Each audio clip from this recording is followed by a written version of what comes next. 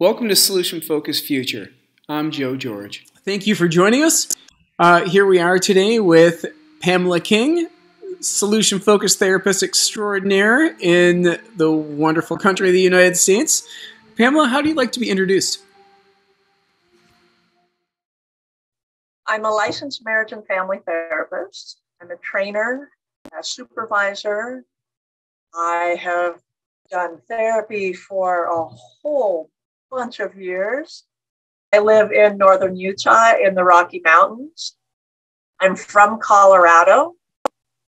But after doing this for a while, I really felt like, okay, there are actually some things I'd like to just share of my own journey, what I found that would work for me, and the things that I learned from families and children.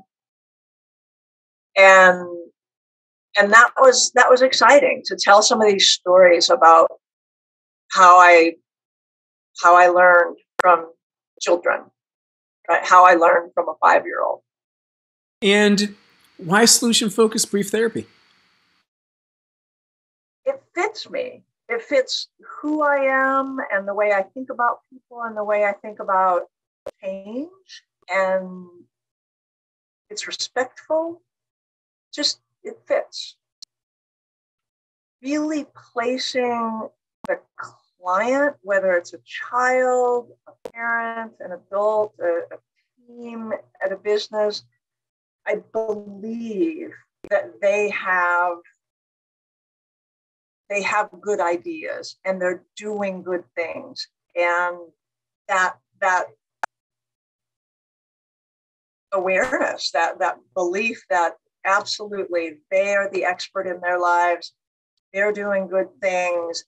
My job is to listen well enough that I learn about them. And then we co-create something that's useful for them. Highlight. We don't want to hear more and more about the terrible thing that happened.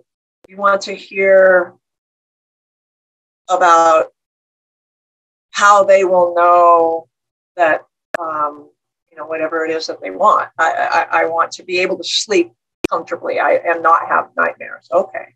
And so I think that desire to be present with people when they've had difficult things happen in their lives and highlight the ways that they've already been helpful to themselves. And I think the other thing about solution-focused work is it's like burnout prevention juice for me.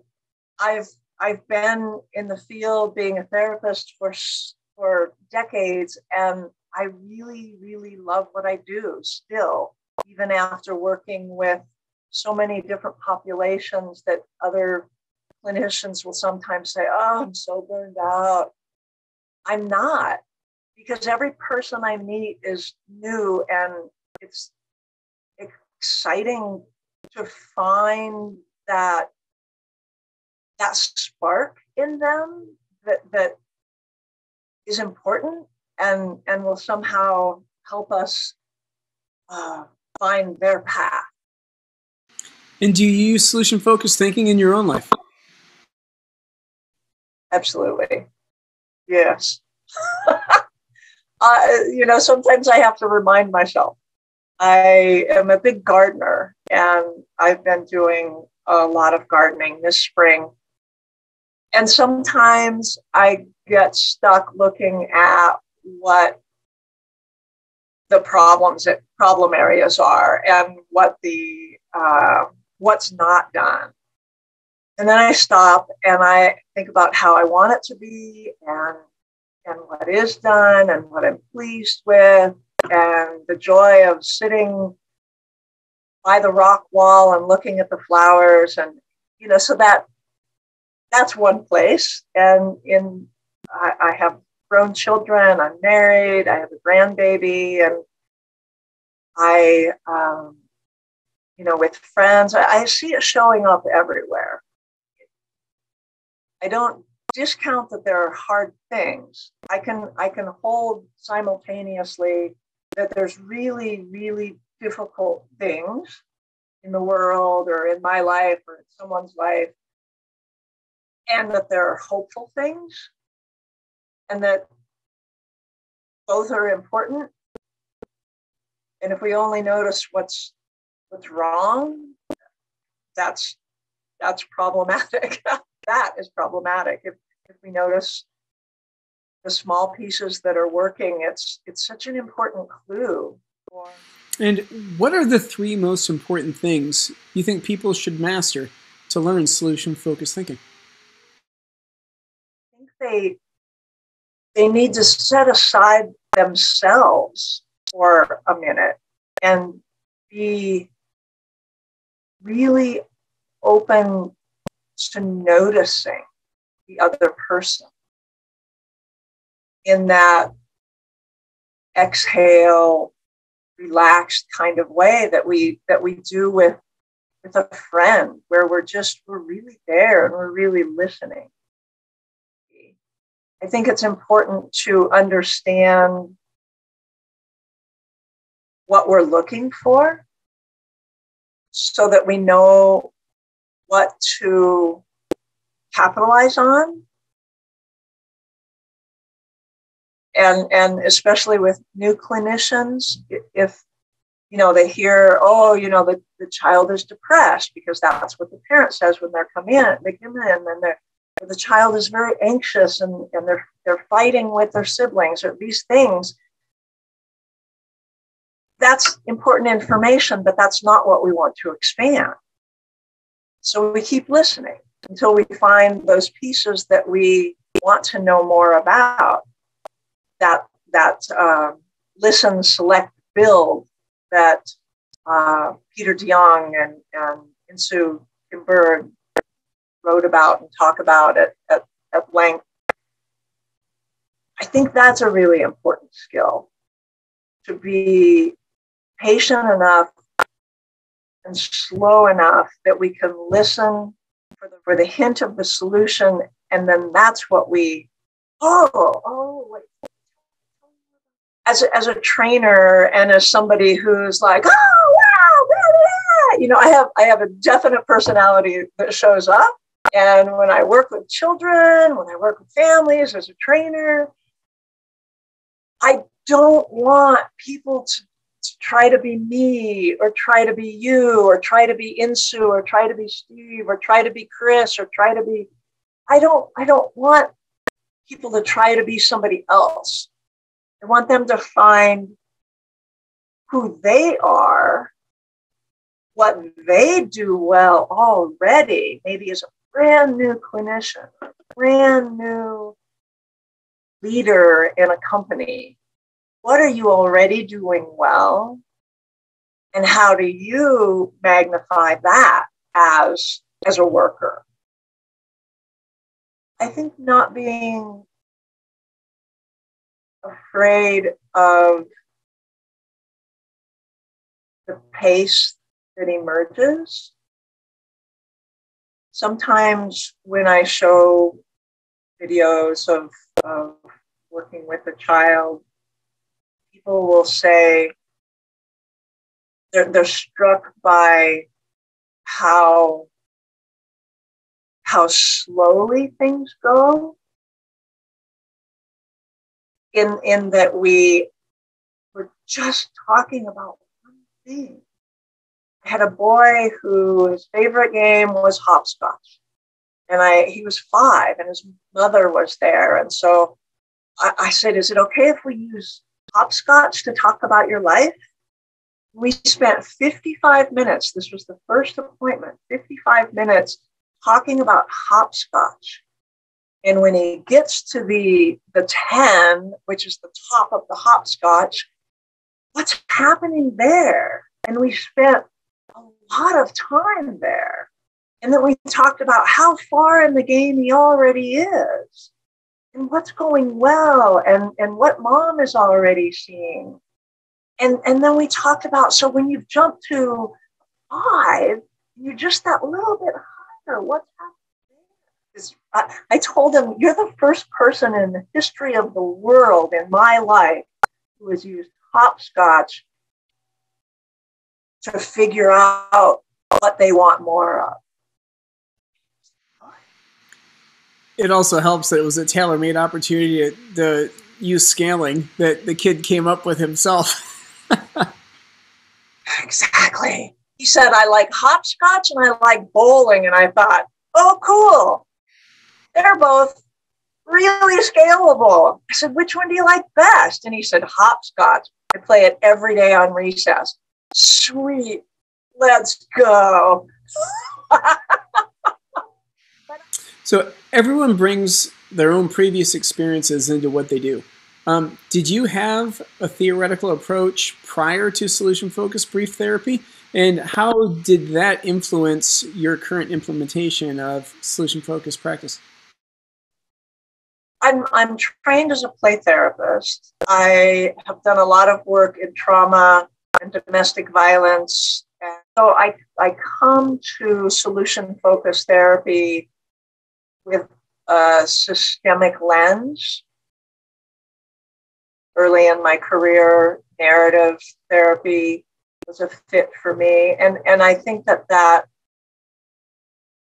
externalizing the problem can fit well for children who are very concrete in their thinking, and they may just need to draw a picture of the problem, and then we shred it, and then we draw a picture of what he wants instead.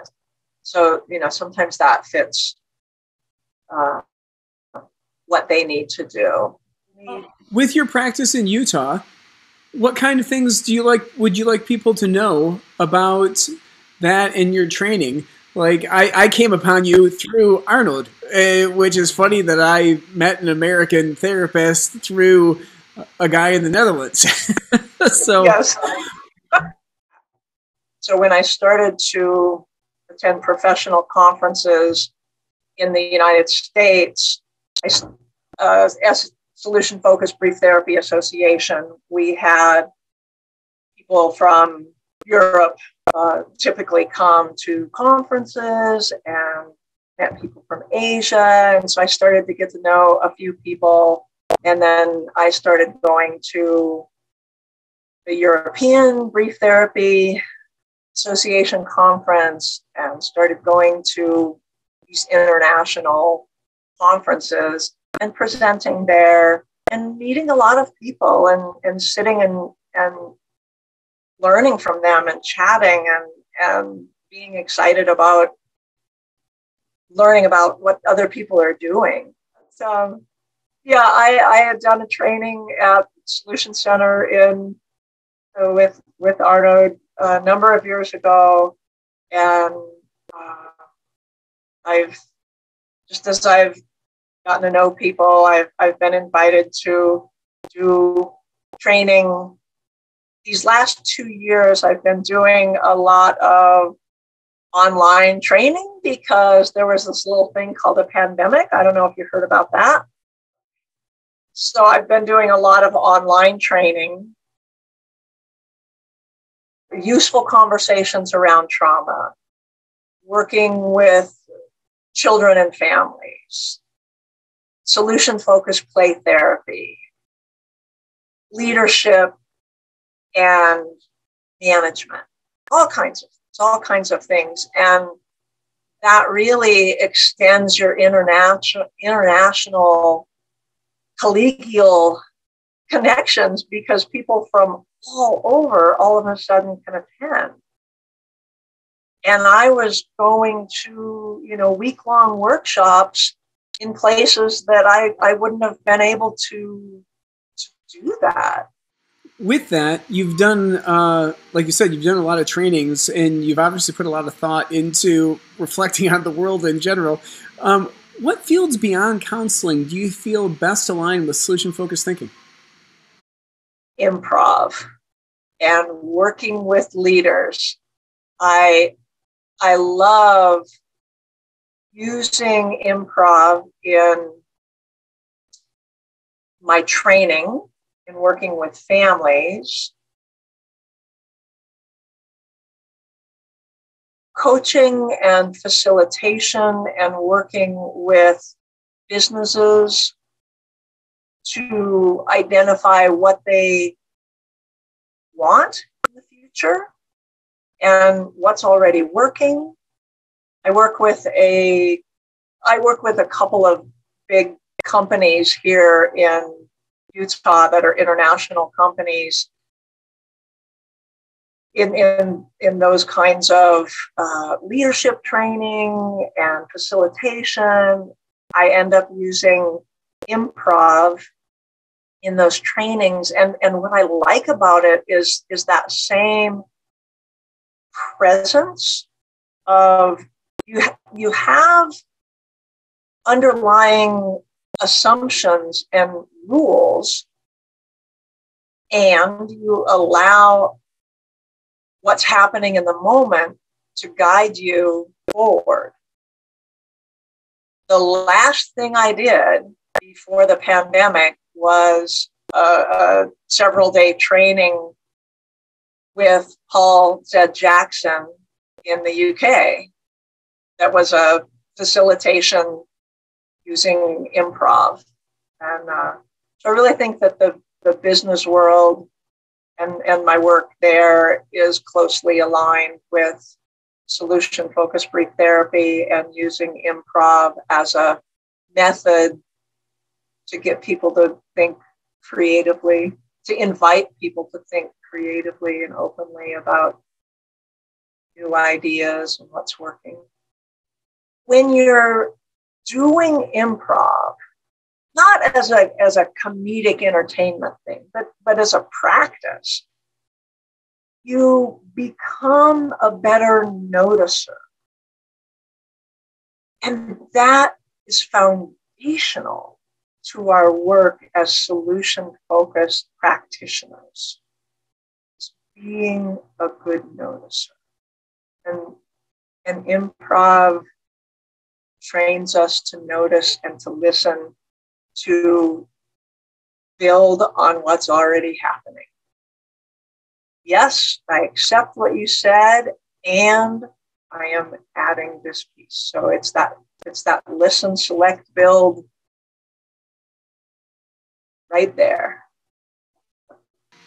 But were there ever any moments where solution-focused brief therapy wasn't working for you? When I was working from what I've been thinking about as a top-down, I'm doing the solution-focused intervention and it's not working. Instead of being present with the client and moving with them, I came in with my agenda. So I think I was solution forced, trying to do what I was supposed to do, ask the questions that you're supposed to ask, that are in the list of questions. And solution-focused therapy doesn't work if we come in with this solid agenda. Sometimes people will come in for court-ordered therapy. So you have an agenda that's mandated from an outside source. So you have to do that business. I still take into that conversation my solution-focused mindset. And that matters. If you had to come up with an advertising campaign for solution-focused brief therapy, what would your slogan be? Have fun doing what you want more of. Because it's unique enough, I suppose. It's not something people would usually say. You've done a whole bunch of these things in terms of you've met people around the world. You know a lot of interesting people. You've given interviews. You've talked to interesting people. What am I missing? What else would you like to add? I'm noticing that you wear hearing aids. And I wear hearing aids. Because I have significant hearing loss, I have figured out ways to use that to my advantage. I'll explain to people they don't hear well. So I often ask people to repeat themselves. We often ask people to repeat themselves when we want to highlight something. And inevitably hear something wrong. And then I'm able to say, wait, did you say this? And they say, no, I didn't say that, but I actually like that. And I find helpers because I'll look at someone in the front row at a workshop, at a presentation, and I'll say, if there's a question I don't understand from the audience, I'm going to look at you, and if you could repeat it, that would be helpful for me. So my hearing loss allows me to invite people to be my helpers. And sometimes that helper is a 5-year-old child who will then say something really clearly to me. So I can hear it better. With all this, you've talked a lot about reading things and body languages and listening and really reading the moment and going with that. It sounds like this kind of, you've recognized your strength and you've built upon it even within the weakness. What kind of advice could you give to other people to try to do that for themselves? Whether someone's managing grief because someone in their life that was important just died, or their body isn't working in the way it used to or they want it to, or a relationship isn't working in a way that they want it to, or the world isn't working in the way they wish it was. What do we do within that? We notice the little things that we're already doing that help somehow. And maybe another ability, another sense emerges in us because we can't hear well. Our sight, our noticing is enhanced. And I suppose we do that as clinicians when there's something that's not there. We don't worry too much about what's not there. We notice what is there and what they want to be there. I suspect you've always been really authentic. Did it take you a long time to find your style within the solution focus practice, or did you come to it pretty quickly? I think I've always been pretty goofy and enthusiastic and sort of just whatever that is.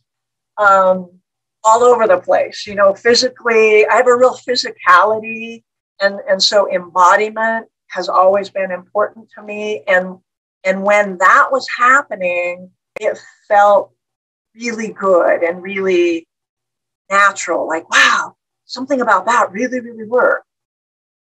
I had my whole host of insecurities of I'm not doing it right, I'm not doing it well, and I don't sound like this person and so forth. But I think in my journey, what I noticed is when I would notice something was working, it was when I was more authentically me. Because I think if we're feeling comfortable as ourselves, we are much better listeners. And so then we'll be noticing what we want to build on. But thank you so much. Okay.